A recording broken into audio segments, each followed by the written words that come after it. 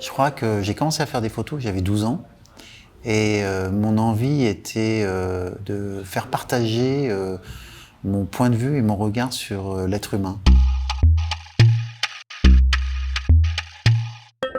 Ah, ce qu'on voit pas, c'est la précision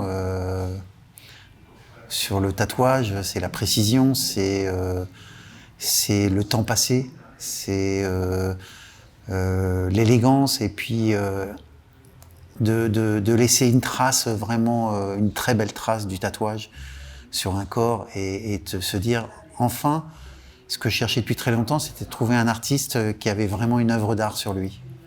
Et c'est pas évident et j'ai mis du temps parce que j'ai fait un grand travail sur la métamorphose. Et là, j'ai trouvé l'artiste qui avait fait une œuvre sur lui.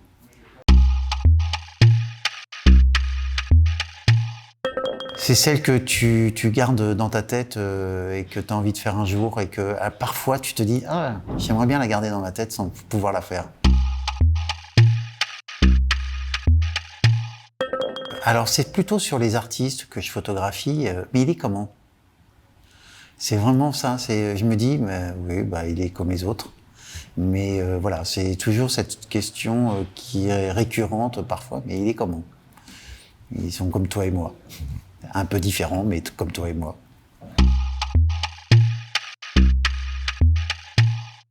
Alors, je dirais un mot simple, c'est merci.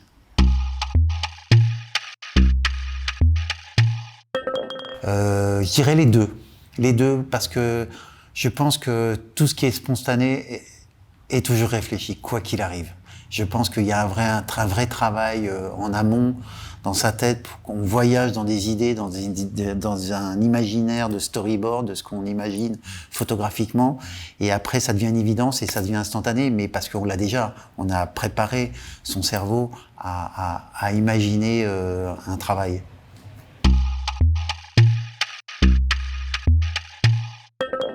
Futurs projets, c'est ceux qui sont dans ma tête encore.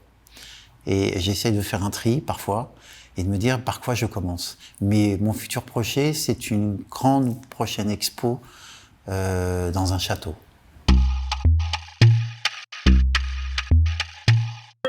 L'observation, l'écoute des autres, c'est très important. Et avec un fond de musique derrière à chaque fois. Par tout ce qui est devant moi.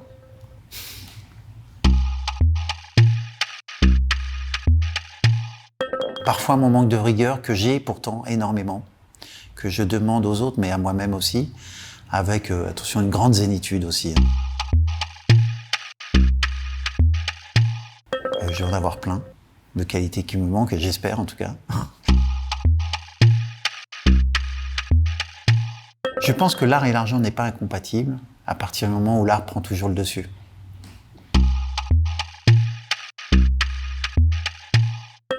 Ouais, c'est compliqué comme question. Je trouve que être un artiste, c'est quoi? On est dépendant d'un regard des autres sur toi-même pour voir si ils te considèrent comme un artiste. Est-ce que je suis à la recherche de ça ou pas?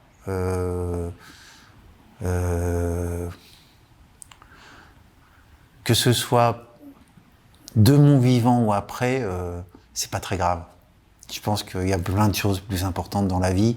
Du moment que tu te fais plaisir et tu fais plaisir aux autres parce que tu leur fais partager un moment, un point de vue sur un univers qui parfois est méconnu et tu fais découvrir à certaines personnes un monde qui pour eux pourrait être négatif et toi tu le montres avec ton œil à toi et tu leur dis « Ah, ça me plaît, en fin de compte tu m'as fait découvrir le monde de la moto différemment ».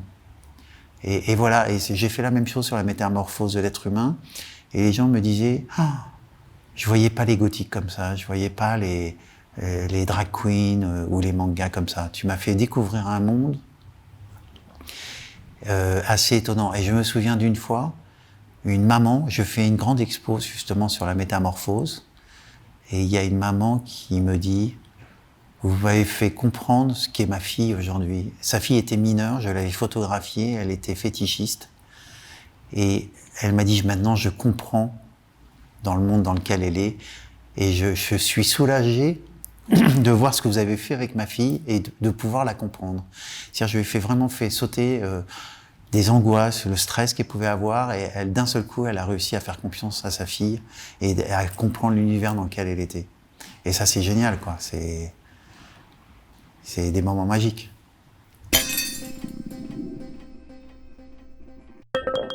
Merci beaucoup. Merci à toi.